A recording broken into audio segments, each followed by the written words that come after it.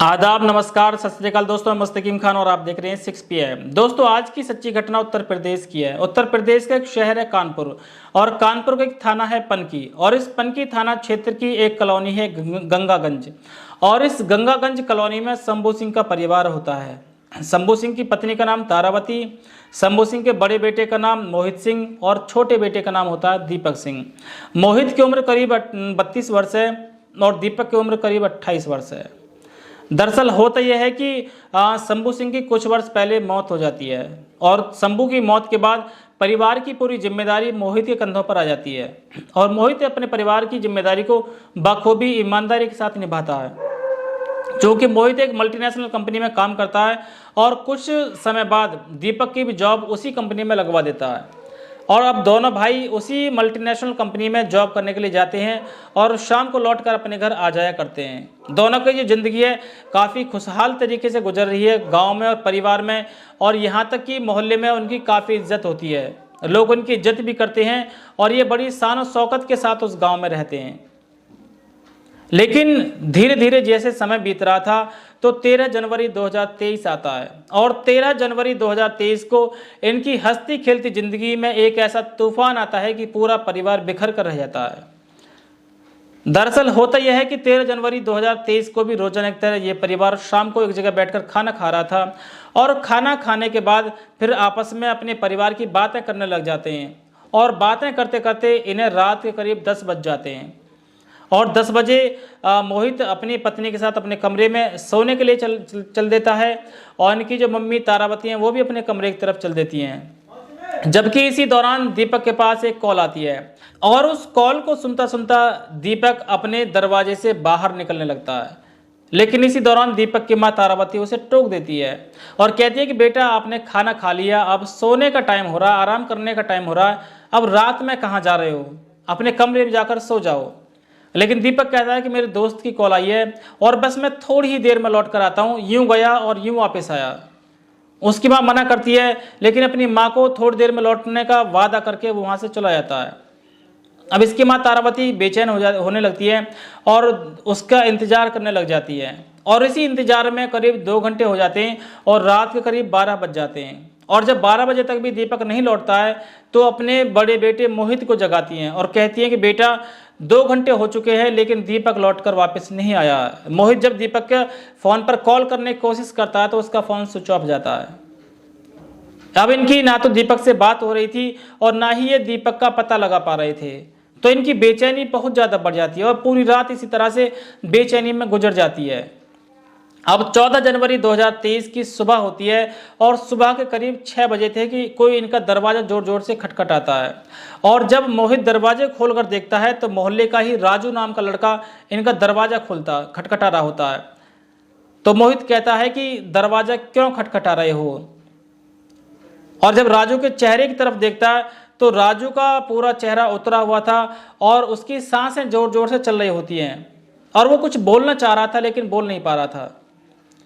मोहित कहता है कि अगर बात क्या हुई है, तो राजू कहता है कि भैया, मेरे घर के बराबर खाली जगह में एक डेड बॉडी पड़ी है और देखने से ऐसा लग रहा है कि जैसे वो दीपक भैया की डेड बॉडी हो।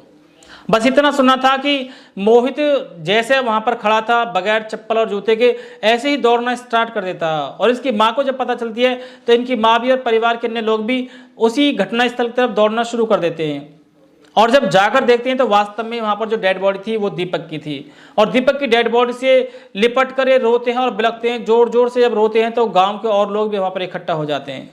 काफ़ी भीड़ यहाँ पर लग जाती है। सूचना के बाद पुलिस भी मौके पर पहुंचती है और मामले की जांच में जुट जाती है और जब पुलिस देखती है कि दीपक के सिर में गहरे चोट के निशान हैं और उन गहरे चोट के निशानों से खून निकलने के कारण ही दीपक की मौत हुई है, तो पुलिस इसकी डेड बॉडी को पंचनामा भरकर पोस्टमार्टम के लिए भेज देती है और उनके परिवार वालों से कहती है कि आखिर ये दीपक रात के समय यहाँ तक आया कैसे। तो इसकी माँ बताती है कि रात में 10 बजे के आसपास किसी की कॉल आई थी और जब मैंने रोका तो बताया था कि मेरे दोस्त की कॉल है और बस मैं यूं गया और यूं आया। अब पुलिस इसके नंबर की CDR निकलवाती है और जब CDR निकलवाती है तो उसमें रात के 10 बजे के आसपास शशांक की कॉल होती है। शशांक भी दीपक का ही दोस्त होता है और जब शशांक की कॉल पुलिस देखती है तो शशांक को हिरासत में ले लेती है और शशांक से पूछताछ करती है तो शशांक बताता है कि 13 जनवरी 2023 की रात दीपक सिंह, शशांक, जैकी, जीतू और सत्येंद्र, वो बताता है कि हम पांचों ने बैठकर शराब पी थी और शराब पीने के बाद में मैं अपने घर की तरफ चल दिया था। बाकी 3 लोग भी अपने घर की तरफ चल दिए थे और दीपक भी अपने घर की तरफ चल दिया था। लेकिन उसके बाद क्या हुआ उसकी मुझे कोई जानकारी नहीं है और मैंने दीपक को नहीं मारा है। अब जब शशांक बाकी 3 का नाम लेता है तो पुलिस इन तीनों को भी हिरासत में ले लेती है और उनसे पूछताछ करती है और वो तीनों भी यही बात बताते हैं। अब पुलिस सोच में पड़ जाती है कि चारों की बात सेम टू सेम है, तो पुलिस को लगता है कि ये चारों सच बोल रहे हैं। अब इस मामले का और कोई एंगल हो सकता है, उसी की जांच में पुलिस जुट जाती है। और जब पुलिस को 2-3 दिन इस मामले की जांच में बीत जाते हैं और कोई भी जो अपराधी है वो पुलिस के हाथ नहीं लग पाता है, तो पुलिस उस गांव में जितने भी उनके मुखबिर थे उन्हें सक्रिय कर देती है, आसपास के गांव के मुखबिरों को सक्रिय कर देती है और उनसे कहा जाता है कि इस मामले में छोटी से छोटी और बड़ी से बड़ी जो भी जानकारी मिले उसे हमें जरूर बताओ। तो इसी तरह से दिन गुजर रहे थे और 19 जनवरी 2023 की सुबह एक मुखबिर पुलिस को कॉल करता है और मुखबिर कहता है कि साहब, अगर आप गांव में रहने वाली आशा को हिरासत में ले लो, उसे गिरफ्तार कर लो तो इस मामले से पर्दा उठ जाएगा। और पुलिस बगैर देर किए उसी मोहल्ले में रहने वाली आशा देवी को हिरासत में ले लेती है और हिरासत में लेकर आशा देवी से पूछताछ करनी शुरू कर देती है। अब आशा देवी कहती है कि मैं दीपक की हत्या के बारे में कुछ भी नहीं जानती हूँ और पुलिस उससे जो भी सवाल करती है वो सभी से मना करती चली जाती है और इस मामले से पूरा पल्ला झाड़ती है। लेकिन पुलिस के हाथ कुछ ऐसे सबूत लगे थे कि जिन्हें पुलिस जब आशा देवी को दिखाती है तो आशा देवी टूट जाती है और टूटने के बाद पूरी सच्चाई बयान कर देती है। और जब वो सच्चाई बयान करती है तो पुलिस भी ये सोचने पर मजबूर हो जाती है कि आखिर एक औरत इस तरह की घटना कैसे कर सकती है। आखिर जिस व्यक्ति के साथ वो औरत काफी समय से शारीरिक संबंध बना रही थी वो उसके साथ ऐसी घटना कैसे कर सकती है। तो दोस्तों, दरअसल होता यह है कि जब आशा देवी की उम्र करीब 20 साल थी तो उनकी शादी उसी गांव में रहने वाले बाबू सिंह के साथ होती है। आशा काफी खूबसूरत थी और बाबू सिंह एक मीडियम परिवार से था। इनकी शादी के करीब 1.5 वर्ष बाद एक बच्चे को जन्म देती है जिसका नाम रखते हैं गोलू। अब गोलू की काफ़ी अच्छी परवरिश कर रहे होते हैं। तो होता यह है कि करीब जब इनकी उम्र 24 साल होती है, मतलब कि शादी के 4 साल बाद जो बाबू सिंह है उसकी किसी तरह से मौत हो जाती है और बाबू सिंह की मौत होने के बाद में आशा देवी के ही कंधों पर उसके परिवार की जिम्मेदारी आ जाती है। अपने घर का खर्चा चलाना और गोलू का जो पालन पोषण है वो करना, वो पूरी जिम्मेदारी आशा के ही कंधों पर आ जाती है। आशा मेहनत मजदूरी करती है लेकिन उससे भी कुछ ज़्यादा इनकम नहीं हो पाती है। तो आशा दरी बुनने का काम करना शुरू कर देती है और धीरे धीरे उसकी दरी इतनी पॉपुलर होने लगती है कि वो बाजार में एक दुकान कर लेती है और बाजार में उसकी दरी काफ़ी अच्छी तरीके से बिकती हैं। लेकिन आशा को जब भी कोई परेशानी होती या कोई परेशान करता तो आशा अपनी समस्या दीपक को ही बताती थी। दीपक जो है वो आशा से उम्र में करीब 6 साल छोटा था। इस समय जब ये घटना हुई थी उस समय आशा की उम्र 34 साल थी और दीपक की उम्र 28 साल थी। तो दीपक आशा को भाभी कहता था और आशा के हर सुख दुख में उसका साथ देता था। लेकिन उसके सुख दुख में साथ देता देता उन दोनों की नज़दीकी आपस में कब बढ़ गई, उन दोनों के आपस में संबंध कब बन गए, ये उन दोनों में से किसी को भी पता नहीं चला। और दोनों फिर धीरे धीरे संबंध बनाने शुरू कर देते हैं और दोनों शारीरिक संबंध बना लेते हैं। अब लगभग रोजाना का यही काम था कि दीपक और आशा ये दोनों आपस में शारीरिक संबंध बनाते और मज़े से गाँव में रहते। धीरे धीरे ये बात गांव में फैलनी शुरू हो गई और गांव मोहल्ले के सभी लोग इस बात पर टोकने लगे। अब आशा का बेटा भी बड़ा हो चुका था, जो गोलू है उसकी उम्र भी करीब 11-12 साल हो गई थी। और गोलू जब अपने दोस्तों के साथ खेलने जाता तो उसके दोस्त उसे चिढ़ाते और पूछते कि तुम्हारी मम्मी का दीपक के साथ क्या संबंध है। तो गोलू उन्हें हंसकर टाल देता या कभी कभी उसे बुरा लगता, लेकिन वो सोचता कि ये मेरे दोस्त हैं, ये झूठ बोल रहे हैं, मेरी मम्मी का दीपक के साथ ऐसा कोई भी संबंध नहीं है। लेकिन जब बात ज़्यादा बढ़ जाती है और लोग उसे ज़्यादा टोकने लग जाते हैं गोलू को, तो गोलू का जो माथा है कहीं ना कहीं ठिनक जाता है, उसे भी कहीं ना कहीं लगता है कि इसकी सच्चाई जाननी चाहिए। अब गोलू रोजाना की तरह अपने स्कूल जाता है और स्कूल जाने के बाद जल्दी लौट कर आता है और जब अपने घर पर आकर देखता है तो जो दरवाजा है वो अंदर से लगा हुआ था और उसके बाद वो खिड़की से झांक कर देखता है तो जैसे ही वो खिड़की से झांक कर देखता है उसके पैरों तले जमीन खिसक जाती है। वो देखता है कि उसकी मम्मी आशा देवी और दीपक दोनों बगैर कपड़े के एक ही चारपाई पर लेटे हुए थे और दोनों आपस में शारीरिक संबंध बना रहे थे।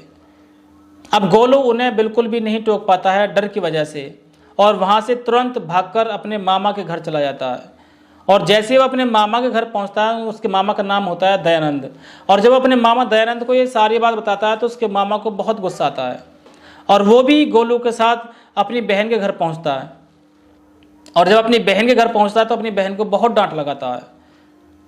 इधर तो छोटी सी उम्र में गोलू अपनी माँ को डांट लगा रहा था और उधर गोलू का मामा दयानंद अपनी बहन को डांट लगा रहा था। अब आशा देवी हाथ जोड़कर अपने भाई से कहती है कि जो गलती होनी थी वो हो चुकी है, लेकिन मैं वादा करती हूँ, मैं कसम खाती हूँ गोलू की कि आज के बाद मैं इस तरह की कोई भी हरकत नहीं करूँगी। और फिर उसका मामा जो दयानंद है वहाँ से चला जाता है। अब आशा अपने वादे के अनुसार, अपनी कसम के अनुसार दीपक से पीछा छुड़ाती है, लेकिन दीपक को चूंकि प्यार की लत लगी हुई थी, उससे संबंध बनाने की लत लगी हुई थी, तो दीपक उसका पीछा नहीं छोड़ता है और दीपक जबरन उससे शारीरिक संबंध बनाने की कोशिश करता है, लेकिन आशा उसे साफ तौर पर मना कर देती है। लेकिन दीपक उसे ब्लैकमेल करना शुरू कर देता है, क्योंकि दीपक ने उसके कुछ वीडियो और फोटो उतारे हुए थे। तो दीपक कहता है कि इन वीडियो और फोटो को मैं वायरल करके तुम्हें बर्बाद कर दूंगा, बदनाम कर दूंगा। अब आशा की मजबूरी हो जाती है और वो मजबूरी में दीपक के साथ शारीरिक संबंध बनाने लग जाती है। अब इसी तरह से दिन बीत रहा था। आशा को ये डर था कि कहीं उसके बेटे को इसके बारे में जानकारी हो गई या उसके भाई को इसके बारे में जानकारी होगी तो बहुत बुरा होगा। अब आशा अंदर अंदर घुट रही थी और मजबूरी में शारीरिक संबंध बना रही थी, लेकिन एक दिन उसके सब्र का बांध टूट गया। तो आशा देवी अपने भाई दयानंद को कॉल करती है और बताती है कि दीपक उसे बहुत परेशान कर रहा है, उसे ब्लैकमेल कर रहा है। और जब उसका भाई दयानंद अपनी बहन की ये बात सुनता है तो उसे भी बहुत गुस्सा आता है और वो अपने गांव से तुरंत आशा देवी के घर पहुंच जाता है। और आशा देवी घर पहुंचने पर ये प्लानिंग करते हैं कि अब दीपक को रास्ते से कैसे हटाया जाए, और रास्ते से हटाने के लिए ही वो बहुत सारे संघर्ष करता है, बहुत सारी प्लानिंग भी करता है और आखिर एक दिन उसका जो प्लान है वो सक्सेस हो जाता है। लेकिन वो प्लान ये करता है कि दीपक के जितने भी दोस्त होते हैं वो सभी से धीरे धीरे दोस्ती बढ़ा लेता है और उन सभी का पक्का दोस्त बन जाता है, दीपक का भी दोस्त बन जाता है और दोस्ती उनकी काफ़ी गहरी होती जा रही थी।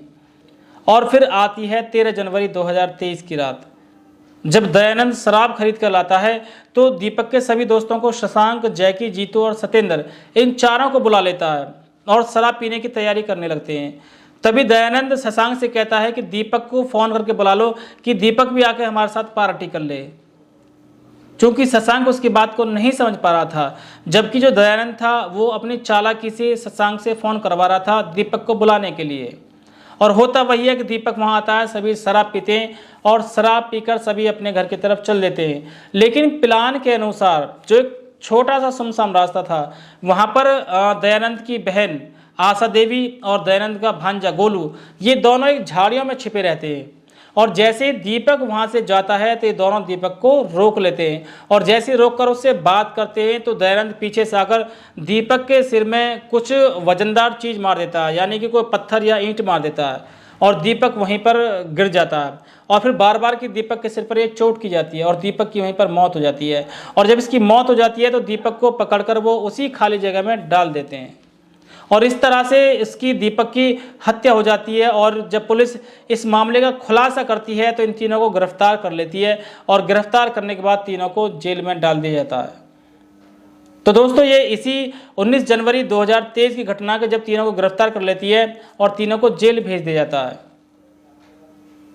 तो दोस्तों आज की सच्ची घटना को बताने का उद्देश्य आपको परेशान करना बिल्कुल भी नहीं है, केवल आपको सजग करना, जागरूक करना और सतर्क करना है और आपको ये बताना है कि इस तरह के मामले हमारे समाज में, हमारी दुनिया में चल रहे हैं, तो आपको इन सभी से सावधान रहना है। तो दोस्तों रोजाना शाम 6 बजे एक सच्ची घटना के साथ हम आपके सामने आते हैं। अगर आप हमारी कहानियों को पसंद करते हैं और रोजाना जागरूक रहना चाहते हैं तो हमारे चैनल को अभी सब्सक्राइब करें, बेल आइकन दबाएं और हमें कमेंट करके बताएं कि आपको ये सच्ची घटना कैसी लगी। तो आशा देवी अपने भाई दयानंद को कॉल करती है और बताती है कि दीपक उसे बहुत परेशान कर रहा है, उसे ब्लैकमेल कर रहा है।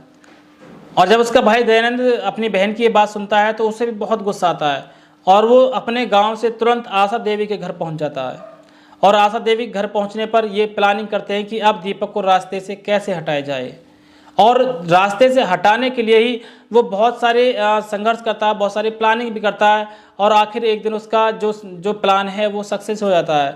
लेकिन वो प्लान ये करता है कि दीपक के जितने भी दोस्त होते हैं वो सभी से धीरे धीरे दोस्ती बढ़ा लेता है और उन सभी का पक्का दोस्त बन जाता है, दीपक का भी दोस्त बन जाता है।